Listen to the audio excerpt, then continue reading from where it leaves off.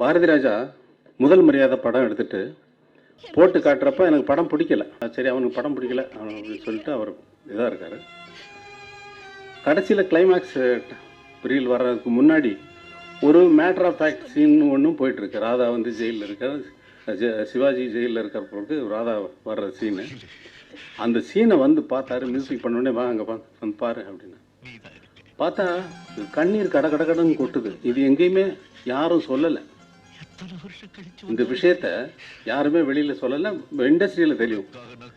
கண்ணீர் கடன்னு கொட்டி கையை பிடிச்சிட்டு, உனக்கு படம் பிடிக்காமலே இப்படி பண்ணிருக்கிய, எப்படி ஆகப்படலாம்?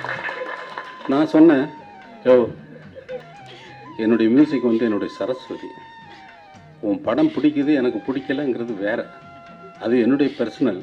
ஆனால் என் தொழிலுக்கு நான் துரோகம் பண்ண மாட்டேன்.